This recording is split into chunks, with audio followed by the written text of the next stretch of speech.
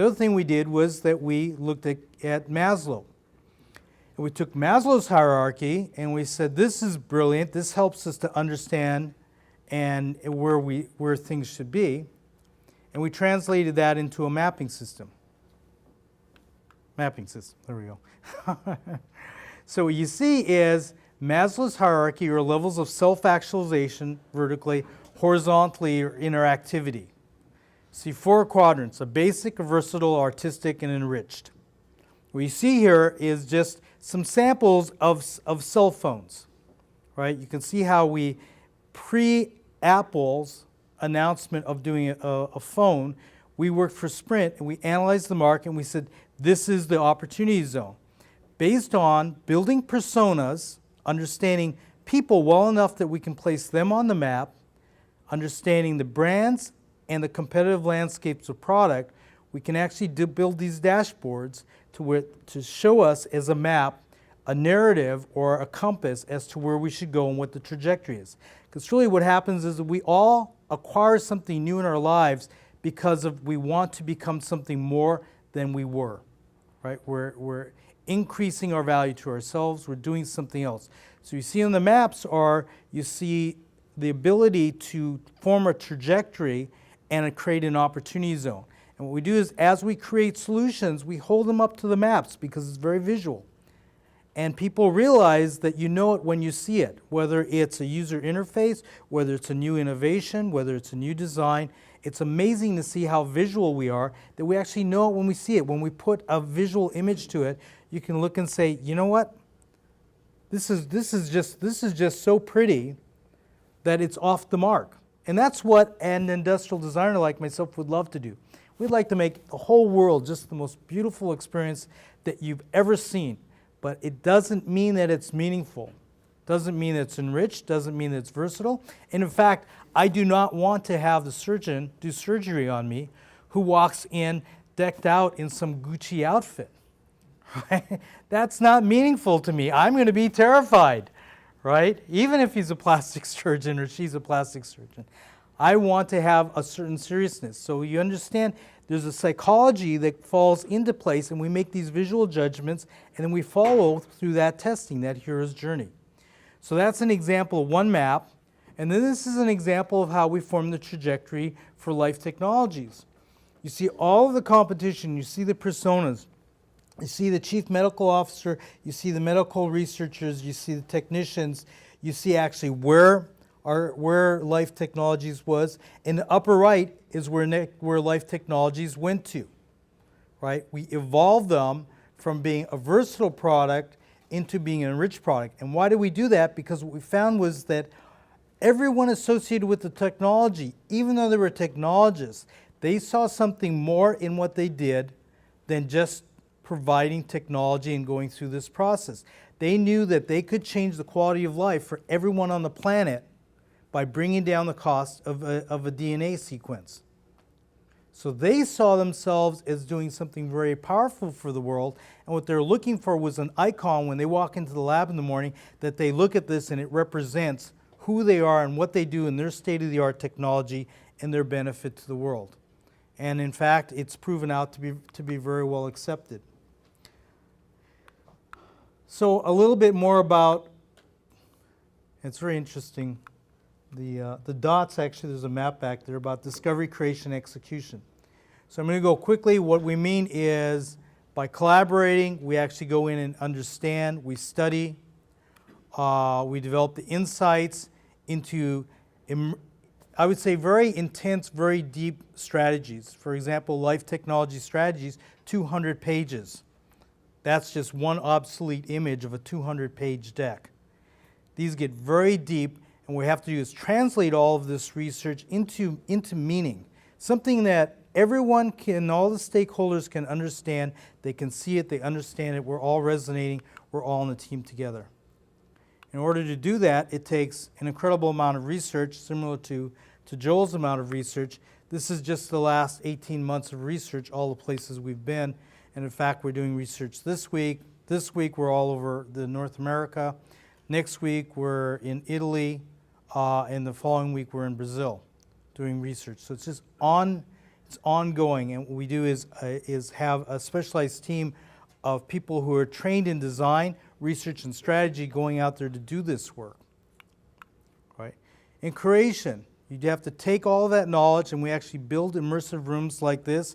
We'll wallpaper it with the personas, with the maps, with all of the insights, and then we actually go in these creative immersion sessions. So I have a book out called Predictable Magic. I'm not pitching my book, but in that, we talk about how do you create the magic, and one of the rewards I think that we all receive if we've created something is that magical moment when minds come together and there's this explosive birth of ideas, and they come from everywhere, and that's truly what we love and live for, is building out these rooms. And we have scientists, we have engineers, we have technicians, and we have designers, and the brilliant ideas come from everywhere. And you pull it all together, and then the ideas flourish. And that's how we create new business models, that's how we create innovations, that's how we go far beyond the experience. And this is just a slide of what some of these rooms look like. You see lower right, people creating. Upper right, you see clients interacting based on the visuals. Lower left, you see the post-its that come out of the research. And then upper left, you see actually, what design sketches look like. And as you put up these ideas, and it happens every week at our office, I mean, it's absolutely amazing how repeatable and scalable this is, that you see these brilliant ideas come out and you see this track record of success. And of course, at the end of the day, nothing happens till somebody buys something. So if you can't execute, it's all for nothing. So you have to understand what it takes to create a viral effect on the market, what it takes to actually produce something, what it takes to make it repeatable, what it takes to make the agency approval, everything that goes involved in actually bringing it to market. In this case, you're just seeing some different images of a concept on the lower right of a small refrigerator that opens like a file cabinet instead of having to get down on your hands and knees. You're seeing the Core Water, the viral plan for Core Water. Core Water is one of our favorite clients that we've worked with. There are a couple of brilliant MBA entrepreneurs who came to us and said, we're tired of seeing all of the disposable water bottles on the market. We wanted to do something to replace that, and we didn't want to look like we came off the hiking trail. And that's where things were a few years ago. They also brought to our attention that BPA was a health threat in the existing bottles. We reached out to Eastman Chemicals and said, hey, we're developing this new product, this new water bottle.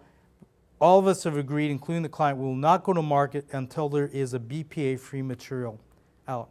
And Eastman came to the plate and said, we have something on the back burner. We're going to put it on the front burner. We're going to invest whatever it takes to create a BPA-free plastic, and they developed it, and that's what these products came out with. We also created the viral campaign of giving money back, so there's some cause marketing. Upper left, you see the first autoclavable tattoo machine. We did the full engineering on that. And finally, now why do we do what we do? What do we see? The world is definitely changing. We're talking about global markets, we're talking about increased populations, we're talking about depleted resources, we're talking about impacted cities. Everything is changing, and people's perspective on life is changing too. We're no longer tolerant of having anything that's throwaway or disposable without having a little guilt or resistance. We're looking for quality and longevity in everything we do. People are globally on this trend of, and in fact, if anything, in North America, we're probably latecomers to the game, that in other countries, they don't like to throw things away. They like to reuse things. They see value in reusing. They don't really adopt the concept of you take something, you throw in the trash, where does it go? These water bottles, 80% of them go in the landfill in the ocean. Only 20% of them are recycled. So that's what motivates us. Another thing that drives us is just understanding the reality of what it takes for our clients to do something. 80% of new products fail. 70% of strategies don't get implemented. 30% of them fail because something wasn't anticipated that shouldn't have been. Right? And 50% of new companies don't hold on for more than 5 years. That puts incredible responsibility on ourselves that whatever we do, we have to overcome these challenges.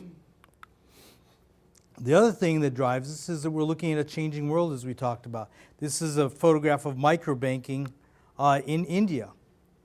People's lives were changed through the microbanking, right? And you look back to the quote of Maslow. You have to do to change a person. You have to change something about them. You have to do a positive for them.